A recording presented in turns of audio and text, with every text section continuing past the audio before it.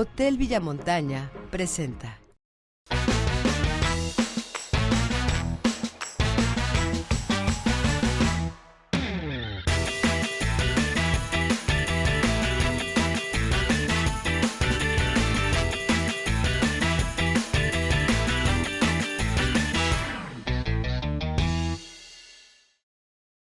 Hola, buenas tardes, días o noches, cualquier hora que sea que nos estén viendo. Les damos la bienvenida al pan de la conversación. Y como ahora usamos entrar luego al tema, les diré de qué va a ser. Va a ser una especie como de reflexión sobre el pasado, de un pasado vinculado sobre todas las cuestiones artísticas. Y para ello invitamos a uno de los personalidades, iba a decir personajes, pero no, es más bien personalidades de una época que para Morelia, me hubiera gustado decir para Michoacán, pero en realidad no es tanto así, que para Morelia fue fundamental y como que fue la punta de lanza de lo que después fue un desarrollo artístico-cultural relevante y que nos ha llevado a lo que ahora estamos viviendo. Me refiero a Alejandro Delgado. Alejandro Delgado, muchos de las personas que nos ven les sonará muy conocido el nombre porque es una persona que hasta la fecha sigue siendo un artista activo, y no solamente activo en general, bueno, sí, en general, efectivamente, sino que Alejandro ha sido y es escritor, iba a decir videoasta, pero no, cineasta, ha sido pintor, ha sido editor, ha sido diseñador, es decir, se podría decir que él es una versión renacentista y posmoderna de lo que son esos oficios. Pocos pueden decir que abarcan tantas disciplinas y que lo hacen con éxito. Entraremos al tema. Yo a Alejandro lo conocí aproximadamente, ahorita le voy a preguntar aquí de ladito a Alejandro, a lo mejor la mitad de la década de los 80. No, bueno, lo conozco desde los 70. Pero no me pelaba porque pues, él era así una especie como de Mick Jagger, de Jim Morrison, algo así, ¿no? Yo lo veía desde mi tierna adolescencia como un referente. Y la vida, como siempre ocurre, nos empareja. Llega una edad en la vida en la que ya no importa si tienen 10 años o 20 más que tú, ya uno está emparejado. Es Alejandro Delgado con una currícula verdaderamente impresionante y del cual vamos a hablar. Y tenemos una ventaja. Vamos a estar Alejandro, voy a estar yo y va a estar Baldo. Es decir, dos generaciones. Baldo debe tener unos tiernos, ¿qué, Baldo? Todavía estoy en el club, posiblemente en el club de los 27, todavía no lo descarto. Bueno, tú sigue diciendo 27. 27 frente a un chorro de años de este lado. Entonces es interesante porque Baldo también está vinculado al asunto de la cultura, de las actividades artísticas. Y entonces sería una diferencia entre la generación de Alejandro y la mía de 2 generaciones. Si es que las generaciones son de 15 o 16 años, pues cuando menos, porque en una de estas hasta son 3. Entonces yo creo que va a ser interesante indagar un poco sobre la vida de Alejandro, su vida y su circunstancia. ¿Cómo ves? Vale. No, pues yo muy feliz de que tengamos también aquí a nuestro invitado y así como mencionas, si hay estas diferencias de generaciones, pues ojalá que no sea para discutir de mala forma, sino para discutir de forma constructiva estas distinciones. Pero también quiero comentar, aparte de que pues también estoy muy contento de que estemos en esta zona, porque el Hotel Villamontaña nos prestó estas instalaciones a todo el equipo del staff y a nosotros que andamos ahí de set en set, viajando por todos lados. Es un equipo nómada que tenemos. Muy bien. Perdón. Sí, bueno, el tema esta vez es un poco diferente, porque este tema ya habla sobre las cuestiones de un personaje. Normalmente tomamos temas que son como generales, pero esta vez se centran en un personaje. Digamos que es la primera vez que estamos abordando a una persona en específico. No a una persona que va a hablar sobre un tema. Así es. Es una persona que va a hablar de su obra, su trayectoria, su vida, pues, digamos. Y para eso pues le damos la bienvenida. Bienvenido, Alejandro. Buenos días. ¿Todo bien? Pues aquí. ¿Te tratan bien? Muy fresco aquí. Pues mira, Alejandro, no sé ahorita que me digan cuánto tiempo nos queda, pero déjame ubicar el asunto. Esto lo sabe Alejandro porque en su momento lo mencioné. Cuando yo trabajaba en la Secretaría de Cultura, propuse un programa de biografías de personas que me parecía que habían sido como pilares de lo que fue el desarrollo cultural y artístico en Michoacán, aquí sí, en Michoacán. Y el proyecto que cristalizó fue una biografía que hice de Gaspar Aguilera, tengo la impresión de que fue como en el 2017, creo.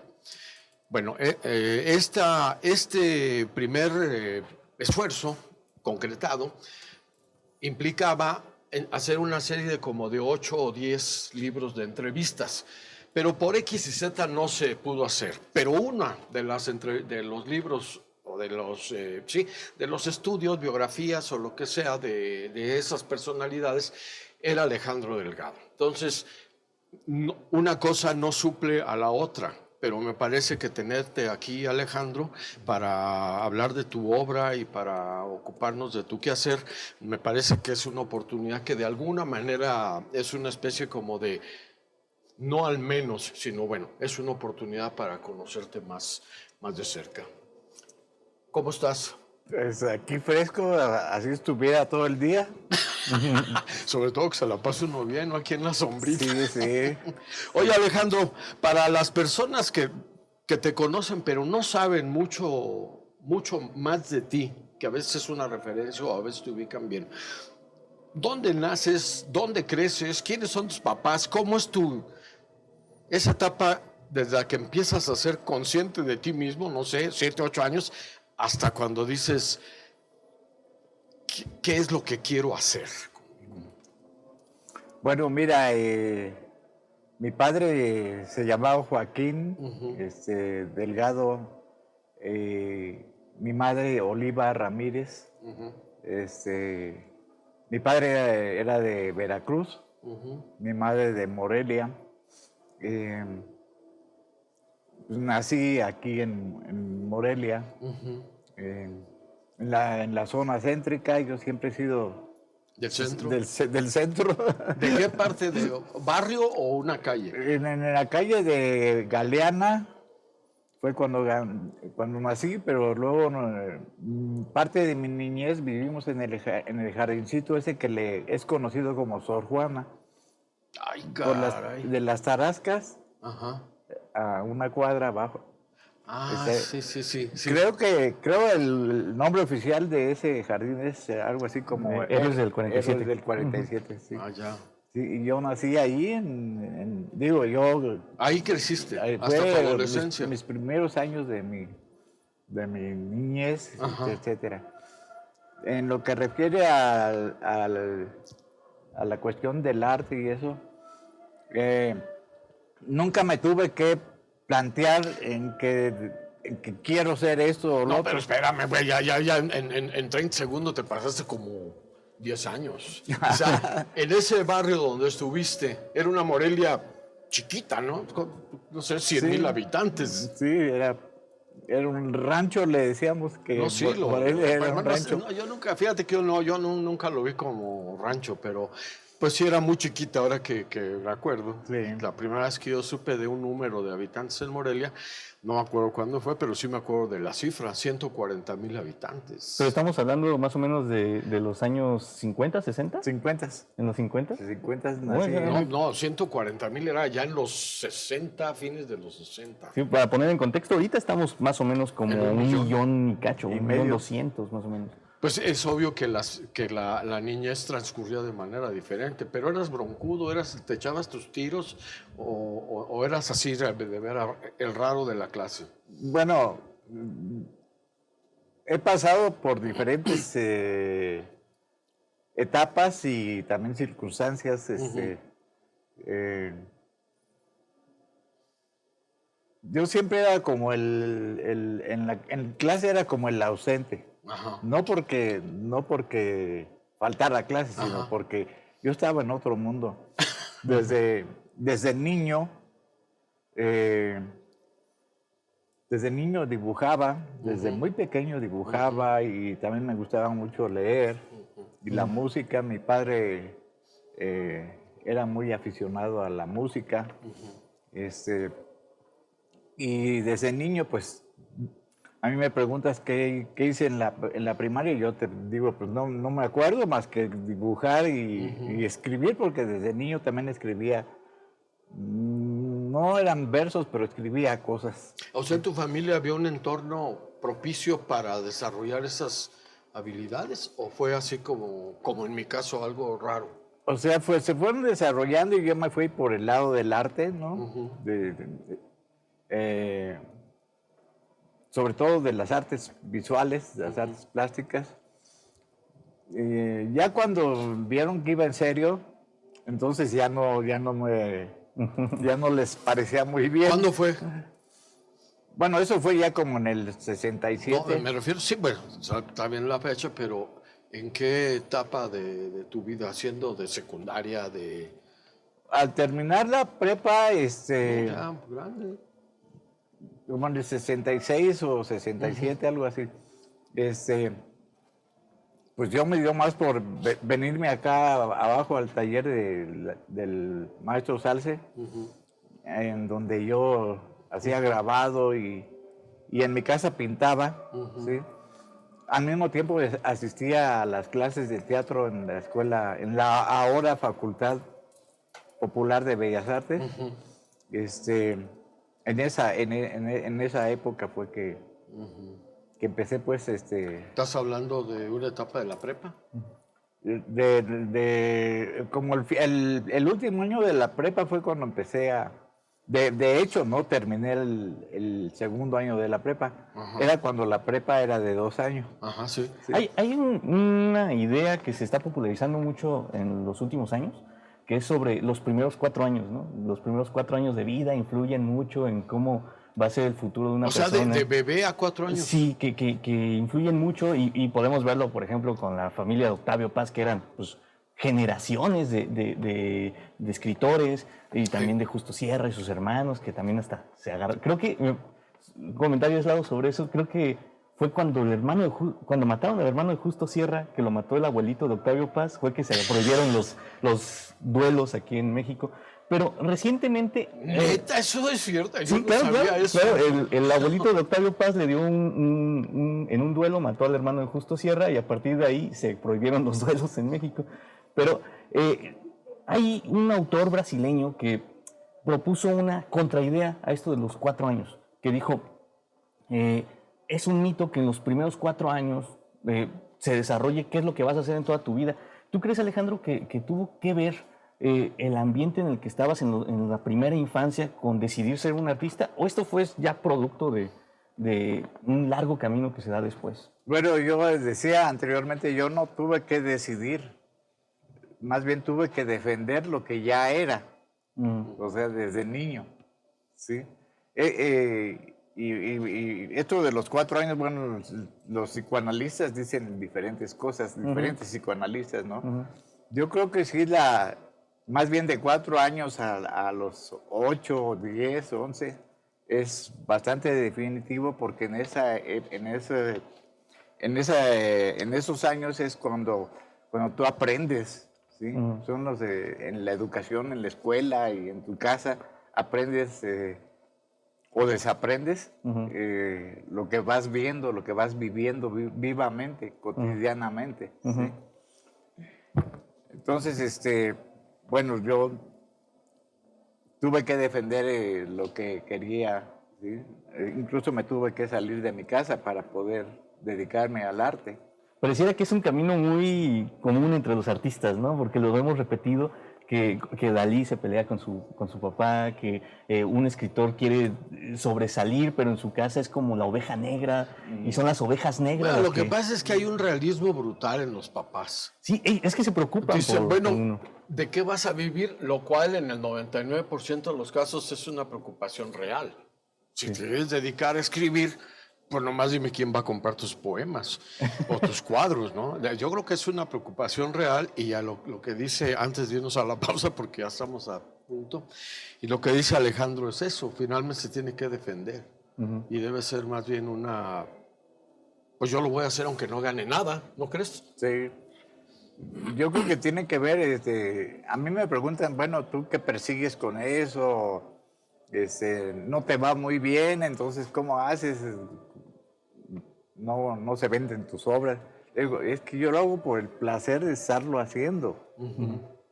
El placer de estar moviendo las formas, qué sé yo, o en la escritura, las imágenes que uno va produciendo a través de lo que se lee. Eso es lo que a mí me ha mantenido, vamos a decir, vivo. No tanto de que se vendan las obras o no. Aunque no estaría mal, ¿verdad? No, pues no estaría mal, Sí. pero... Vamos a una pausa y ahorita volvemos. Yo creo que hacedores de obras hay muchas y hay muchos, ¿sí? Es decir, gente que con mayor o menor talento puede escribir una novela, hacer un buen cuadro, bailar bien, pero que hay otro escalón un poco más arriba que tiene que ver con la capacidad de configurar una poética y que entonces las obras individuales y particulares se articulan como obra. Y me parece que ahí es donde entramos en un diálogo ya de mayor calado, y la obra de Alejandro pertenece sin lugar a dudas a ese orden.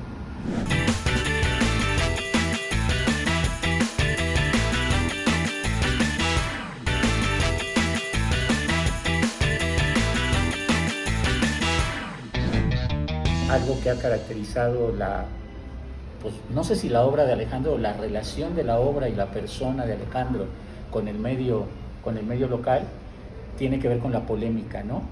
Y una polémica como que de antemano resentida, ¿no? Si él es pintor, ¿por qué escribe? Si él es pintor, ¿por qué dirige teatro? ¿Por qué se pone a hacer experimentos musicales? ¿No? Bueno, él pintaba, ¿por qué se pone a trabajar con arte digital? Lo dejamos a Alejandro justamente cuando se disponía a hacer la defensa de su vocación y le dijimos fuera de cámara, le dije, bueno, en realidad nadie vive de una actividad artística y tal vez los pintores un poco, los actores, pero alguien que se dedique a escribir, eso seguro que no. O quizá un poco más los críticos de arte. Eso es como que... Sí. Que viven de desvivir, ¿no? Ándale. Entonces, Alejandro, tú Los decías, músicos, tú defendiste entonces tu ser. Sí, yo defendí pues lo que yo pues desde chico amaba. ¿Te corrieron o te corriste? No, Eso se oyó mal. un día me dijo mi padre, o estudias una carrera La clásica. o no tiene nada que hacer aquí. Pero estamos hablando de una época, ¿qué serán los 70 más o menos? 60. En los 60, cuando estudiar una carrera sí implicaba pues un futuro laboral exitoso, ¿no? Sí. Porque ahorita ya no te dicen, o estudias una carrera, sino mejor ya vete a trabajar algo, ¿no? Porque ya la carrera no implica un futuro exitoso. No, ya no. Sí. ¿Y escogiste la carrera o escogiste seguir? O sea, yo soy autodidacta en lo que hago, básicamente, ¿no? Lo único que estudié formalmente, pero en aquel entonces no existían las famosas licenciaturas, ¿sí? Fue teatro. Ok. Con mi profesor era José Luis Rodríguez. Ya. A ver, pasemos a esa etapa. Porque a mí me parece que ya por ahí fue cuando yo me topé contigo las primeras veces. Era una Morelia, también seguía siendo, como mencionaste hace rato, como un ranchito, pero ya había algunos jóvenes que estaban así como alterados. Y tú llegas a esa primera adolescencia, juventud, ¿con quién te topas? Sí, algunos profesores y eso nos decían los jóvenes inquietos, así decían. Uy, qué amables. Pero en los 60 nosotros percibimos toda esa cuestión de la rebelión juvenil, por decirlo de una forma, el movimiento hippie, las guerrillas de liberación nacional en otros países, cosas así. O sea, nos empapamos de lo que sucedía en el mundo. Y eso nos influyó en nuestro quehacer, ¿sí? Aparte una revolución del existencialismo por esas épocas, ¿no? Bueno, nosotros ya en esas épocas leíamos a Sartre y hasta los escritores del absurdo y cosas así. Llegamos a poner varias obras del absurdo. Pero nosotros hacíamos pantomima y hacíamos teatro de investigación, ¿sí? Y también hacíamos teatro contestatario, activismo político a través del teatro. ¿Hacíamos quiénes eran? Pues en aquel entonces estaba José Luis Rodríguez, que era de alguna forma como el líder del grupo, ¿no? Arturo Argueta, Arturo Molina. Pero nosotros éramos como una generación abajo de los que fueron y que se metieron a estudiar teatro, los líderes del movimiento estudiantil del 66, ¿sí?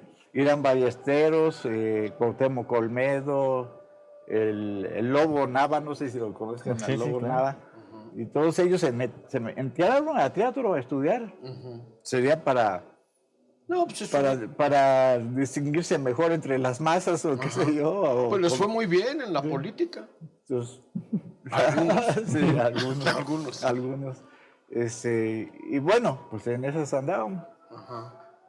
Pero digamos yo te ubico más, sí, pues con José Luis Rodríguez. Pero ya más.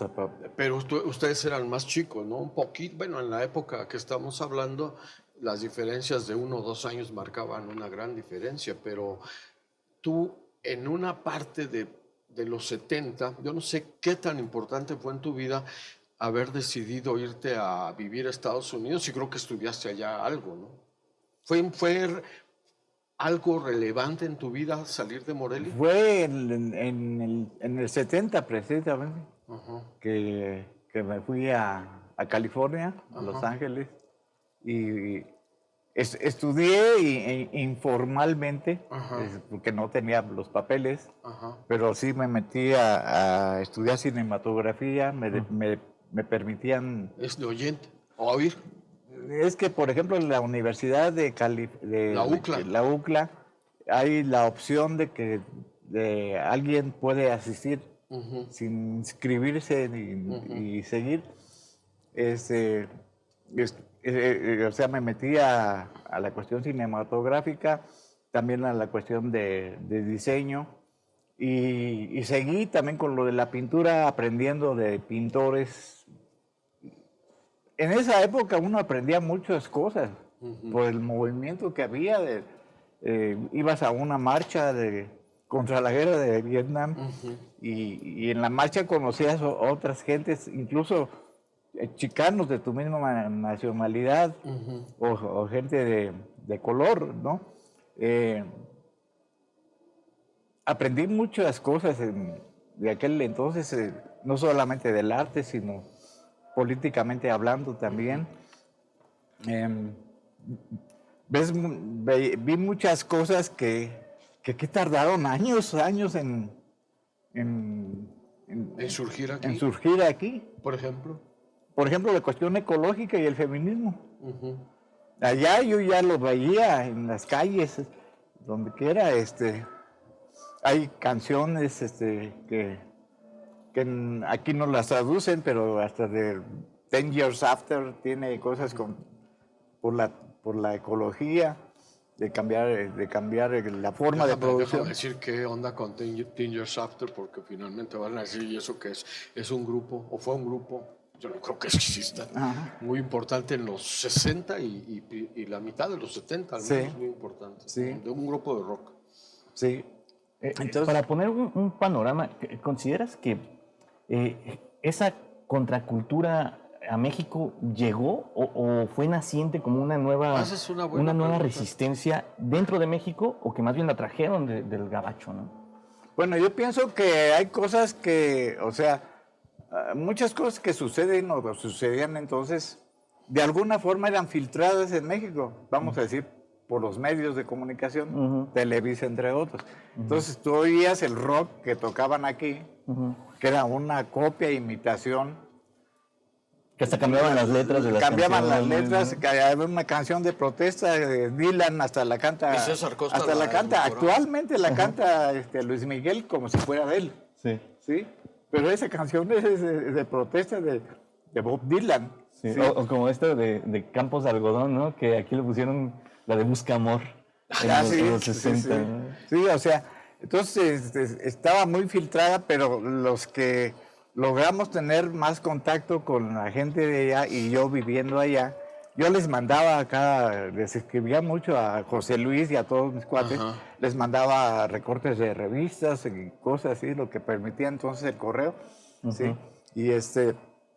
Y bueno, la gente aquí se empezaba, en México empezaban a haber estaciones de radio donde tocaban rock, rock original, La Pantera y Radio Capital, la de México. Eso te iba a decir, pero era el DF, ¿Sí? Sí, no aquí. Sí, y aquí en Morelia, ¿cómo está? el Aquí, panorama? pues el grupito que teníamos seguía de alguna forma unido, aunque yo me iba, yo me carteaba, etcétera, y cuando regresé me reintegré, ¿sí? Es un grupito que nos llamábamos los macizos. Órale. Los macizos. Sí, sí. No hay de otra. Sí, Bueno, en Estados Unidos era algo como The Heart, ¿no? Algo así. algo así, sí. Y bueno, desde antes de irme, yo ya, y José Luis y todos traíamos el cabello largo. Que ahorita parece irrelevante. Sí, pero en aquel yo- entonces no nos permitían entrar a algunos lugares con el cabello largo. En la calle nos gritaban que éramos maricones. A mí una vez hasta me persiguieron unos tipos allí por el portal con tijeras. Ok. Y me fui, me escondí atrás de un piano en la Escuela de Bellas Artes. A lo mejor eran estudiantes de estilismo, ¿no? Que estaban buscando. No, era que lo veían todo así, como...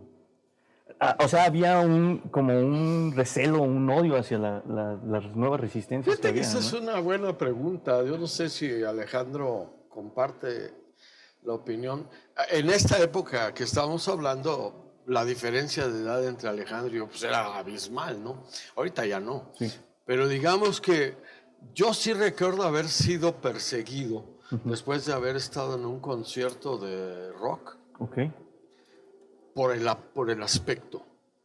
Y casi el aspecto tenía que ver con el pelo largo.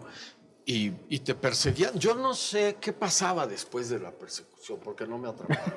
Pero Porque yo no nunca sé me qué pasaba. Te alcanzaron. agarraban y te pelaban o te metían no creo que te metieran a la cárcel, ¿no? Pero lo que tú dices, yo no me lo explico por qué ese encono con los jóvenes. Es que me parece, no que me parezca increíble, sí creo que haya sido así, pero quizá un poco sorprendente ver la distinción, porque Morelia creo que es una paradoja, a pesar de que es una ciudad muy mocha, también es una de las ciudades más liberales de México, ¿no? Y uno puede ir al centro de la ciudad y ver de todo y conviviendo muy a gusto, sin tratar de hablar mal de los demás.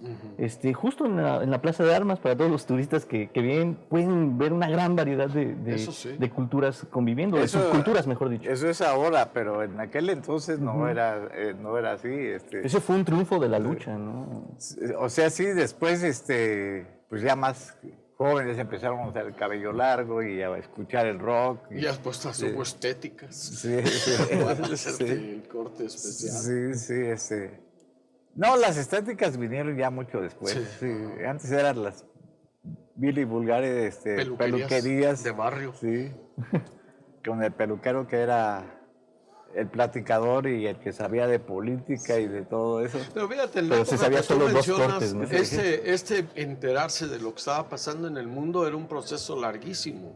Sí. Porque finalmente todo lo que se hacía en términos de avances revolucionarios, vamos a decirle así, ocurrían en el DF. Por ejemplo, hace rato mencionaba Alejandro La Pantera, Radio 590, La Sí. Pantera, otra que se llamaba Radio Éxitos y todo eso, eran en el DF. Sí. Aquí nomás teníamos una hora de rock en Radio Capital. Pero eso ya es mucho después. Sí, o sea, mucho estábamos después. de veras bien Sí, mucho rancheros. después, sí. Con Con perdón por andar diciendo peyorativamente ranchero, pero sí estábamos rancheros. En aquel entonces nos gustaba la feria anual de Michoacán, porque llegaban a traer grupos de Tijuana que tocaban rock y que traían el cabello largo. Entonces íbamos allí, pero lo demás nos valía sorbete, ¿no? En esa época de los 70, estamos ya hablando, de los 70, ¿qué aspectos tú consideras más relevantes de tu trayectoria en los 70? Bueno, como me cuesta trabajo hablar de mí, ¿no? Es decir, lo más relevante es esto, lo otro, ¿no? Porque pues yo no soy el que está para juzgar qué es lo más irrelevante. Para decir, vean qué importante fui. En los 60, bueno, es que siempre estuve haciendo multidisciplinas, ¿sí?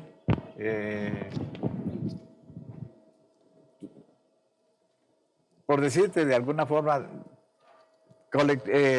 exposiciones individuales, tengo como 87 en mi vida. Y aparte el doble de participar en exposiciones colectivas. En los 70 pues yo descubrí todavía más técnicas, leía mucho sobre cuestiones de estética y la historia del arte, entonces va uno aprendiendo más. Como que más bien mi vida ha sido de continuo aprendizaje, ¿sí? Todavía sigo aprendiendo.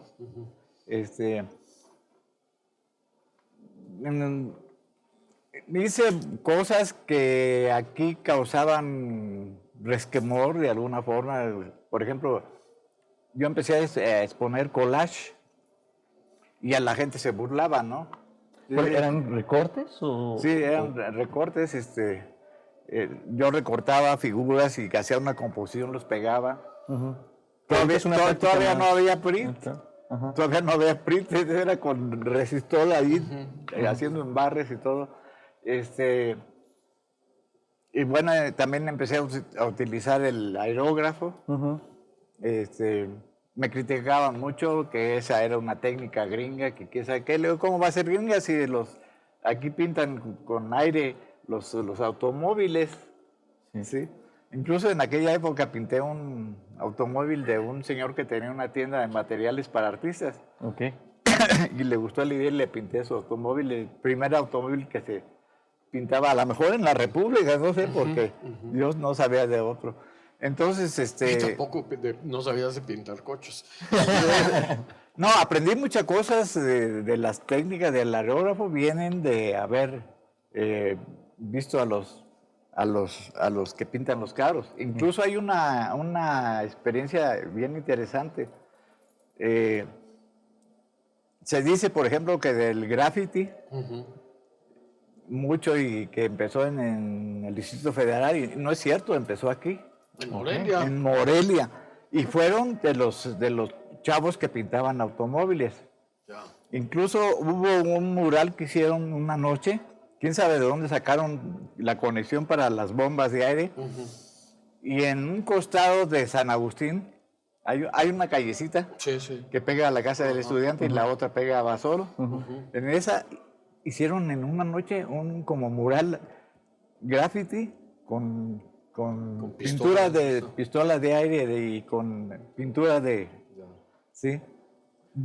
Ahorita nos dice qué pasó con ese, porque ya estamos por tener una pausa. Alejandro es primero que nada un artista visual en múltiples niveles. Me parece que tan importante es su trabajo en el arte digital como en la pintura, en un momento dado, en el grabado, en el dibujo. Y yo creo que algo que también está pendiente de analizar es su importante labor, bueno, por supuesto, como incluiría dentro del ámbito plástico también el diseño, pero me parece que está por analizarse también y dimensionar en su justa medida su trabajo literario como poeta y como ensayista. Yo creo que de pronto este énfasis en lo audiovisual y esta actitud como polémica, rijosa, de bueno, es un pintor que medio escribe, de pronto no ha permitido dimensionar la valía y la importancia de su trabajo literario, ¿no?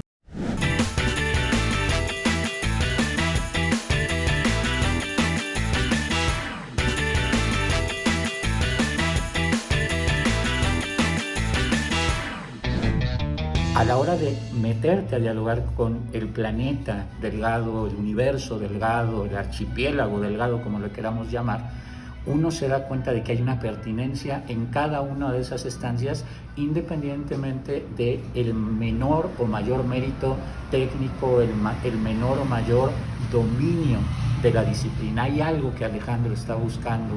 Yo me quedaría con que cada una de las estancias de trabajo de Delgado se integran como parte de un microcosmos poético, donde cada una de esas estancias tiene un algo que decir, y que Alejandro, sí, evidentemente, el devenir vital, dice cosas.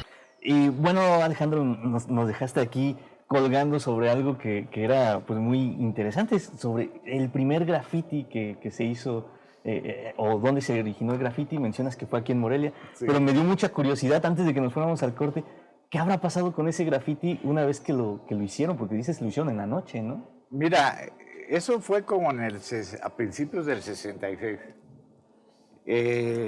Se supo de ese graffiti más bien de boca en boca, porque pues, los periódicos nomás ni siquiera como acto delictivo lo tomaban en cuenta. Sí, era muy diferente a eso, ¿no? Sí, pero expresión marginal. En 66, de alguna forma esto influyó en los estudiantes de la universidad.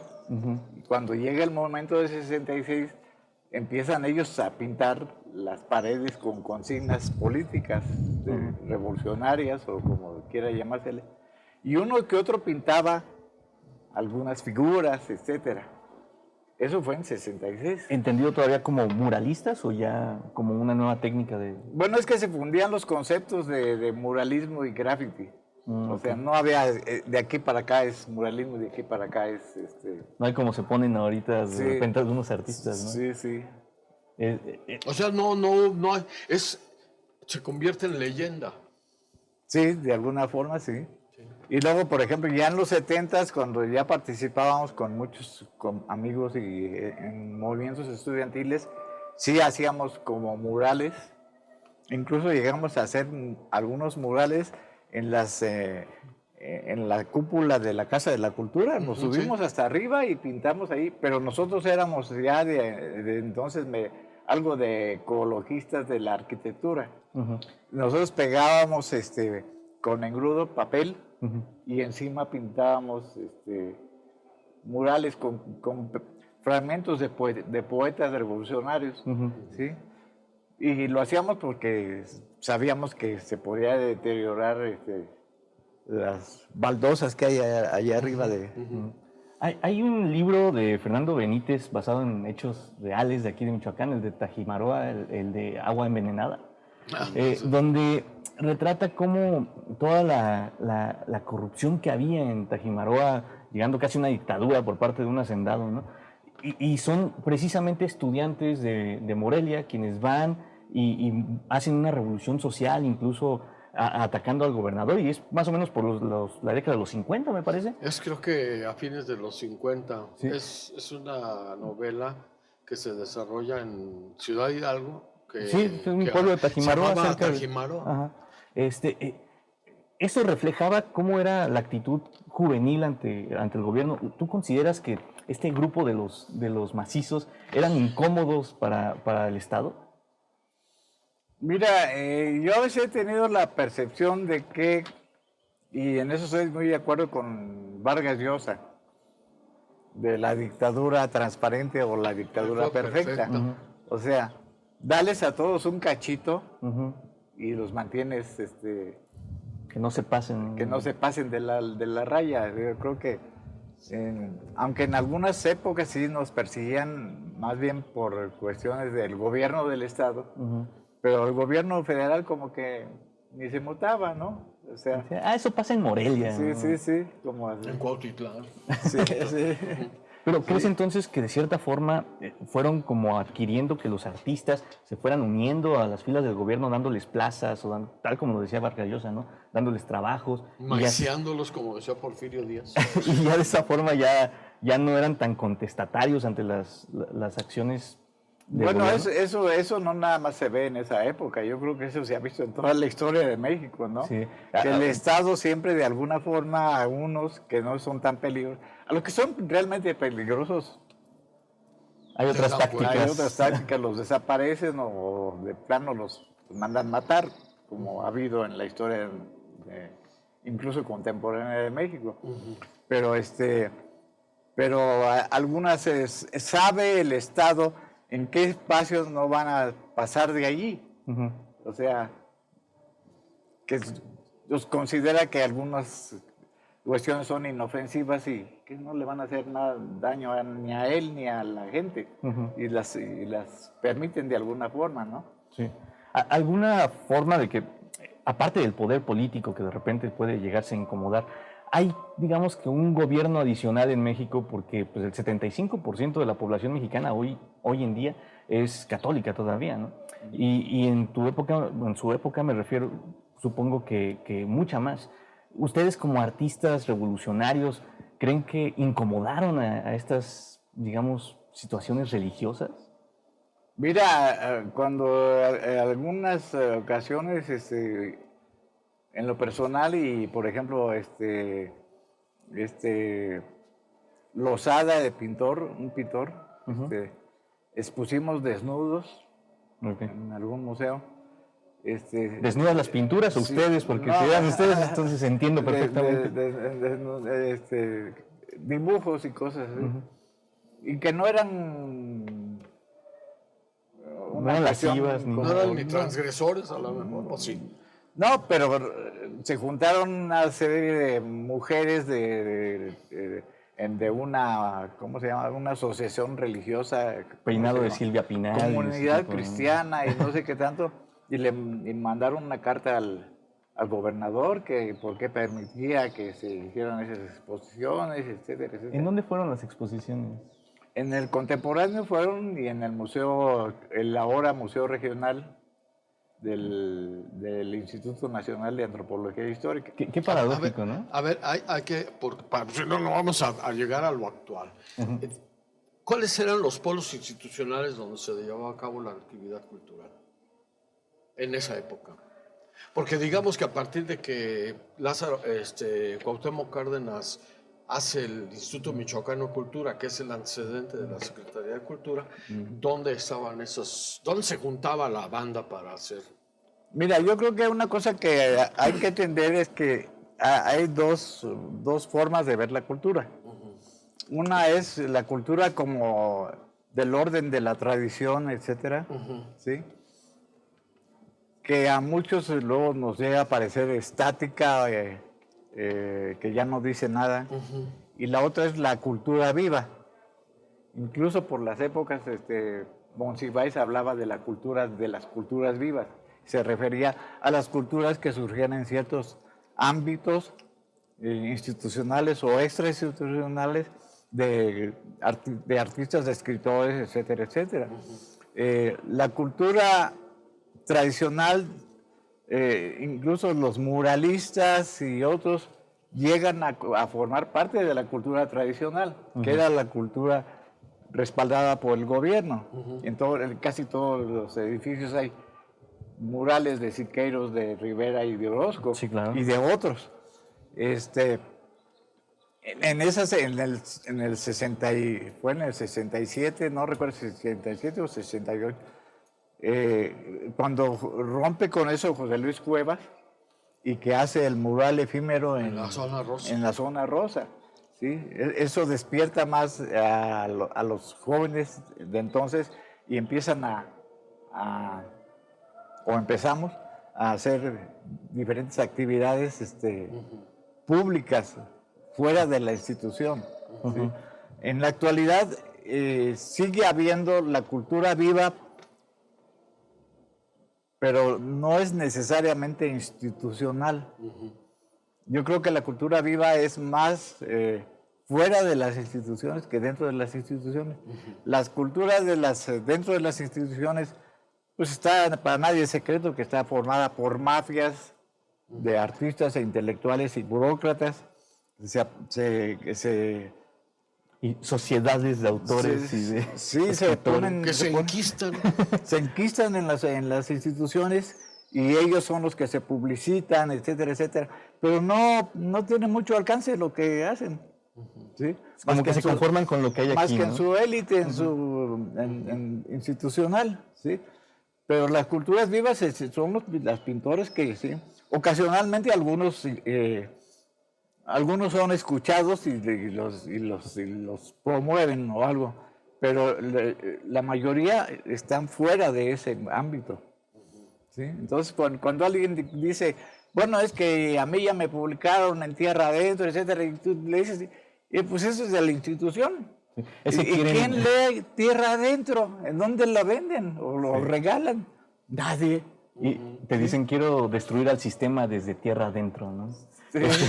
Hay una canción de Fernando Delgadillo que el editor de Revés cómo odia a Fernando Delgadillo, pero de todas formas lo voy a ¿Te decir. refieres a Paco Valenzuela? A Paco Valenzuela, que Era siempre secreto. que le mencionan ese. Bueno, Fernando Delgadillo tiene una canción que se llama La Canción de Protesta, donde mezcla las ideas de cómo era la protesta en los años 60, años 70 y qué ha pasado o qué ha sido de ellos ahora en estas épocas. Bueno, cuando escribió la canción como en los años 2000.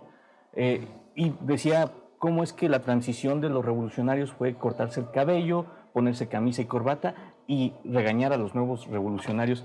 ¿Tú qué has sido de esas personas que estaban en tu grupo de artistas de contracultura? ¿Qué ha sido de ellos ahorita? Bueno, la mayoría de ellos ha seguido muriéndose de hambre, no terminan de morirse de hambre, no terminamos de morirnos de hambre, ¿sí? No resistimos. Resistimos a morir de hambre. Algunos ya han muerto y pues sí, algunos se han enquistado a la sombra de algún candidato de cada 6 años. Y que le den su premio sí, conmemorativo después de cierto número de años, ¿no? Ahora también les dan algún puesto. Ahora también se debe considerar que esos chicos, pues ya no estamos actuando, estamos de salida. Y son otras las gramáticas que se están dando. Digamos que estás frente a 2 dinosaurios que te podrían disipar algunas dudas históricas, pero ya estamos de salida. O sea, cuando haces la pregunta, a mí me parece muy interesante, porque cuando él dice nos hemos resistido a morirnos de hambre, yo creo que parece que el destino profesional de quien se dedica a las artes tal vez no sea morirse de hambre, porque ya se puede tener otra actividad, pero nunca ha sido ni promisorio ni remunerable. ¿No? ¿O tú cómo ves? No, pues y a pesar de que hay más capacidad de consumo, sí, ahora la gente tiene mejores sueldos, etcétera.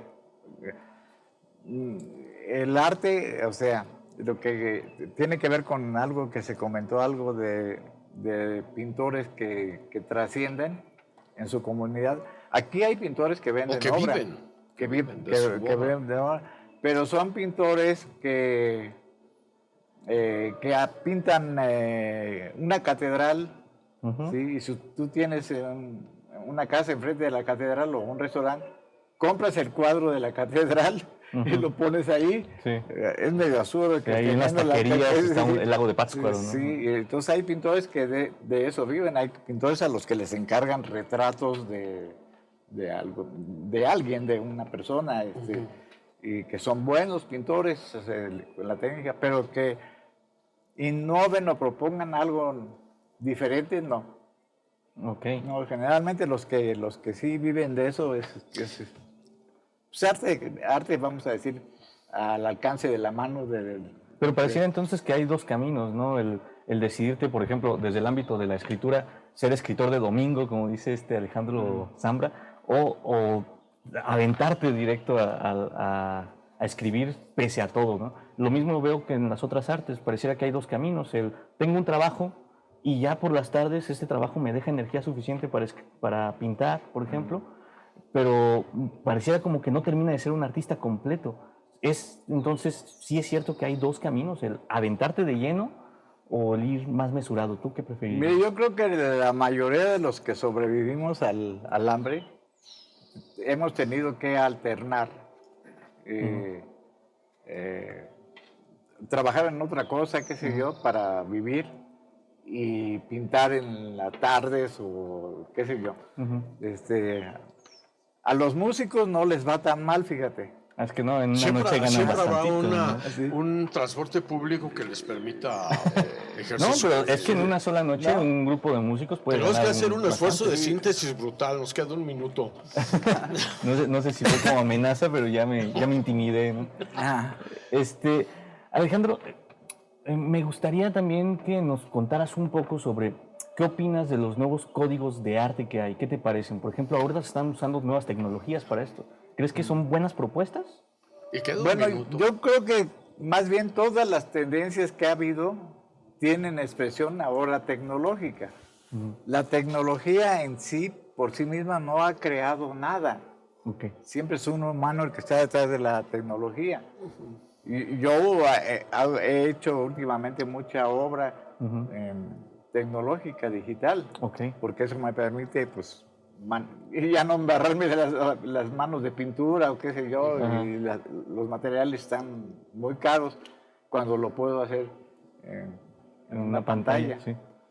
Muy bien. Bueno, pues el tiempo no nos va a dar para mucho más, aunque hay muchas todavía preguntas que dar, pero creo que vamos a tener que ir cerrando por ahí. Hoy muchas gracias por venir, Alejandro. Como siempre, este programa siempre al final se pone mejor de lo que empezó y lamento mucho que ya nos tengamos. Te agradezco que hayas venido, Alejandro. Gracias. Gracias. Gracias, Alejandro. Gracias. Y bueno, reiterar el agradecimiento al Hotel Villa Montaña por prestarnos las instalaciones y también al equipo del Sistema Michoacano de Radio y Televisión que hace posible este espacio. Nos vemos en el próximo episodio. Y tú puedes comulgar o no con lo que está haciendo, tú puedes decir, ay, pues esto me gusta o no me gusta, esto lo pondré o no en la sala de mi casa, pero tú no puedes negar que hay una sensibilidad viva, ¿sí? Preguntándose cosas, obviamente dialogando con su propio pasado, con su propia memoria, ¿sí? Pero que Delgado se va a morir en la búsqueda.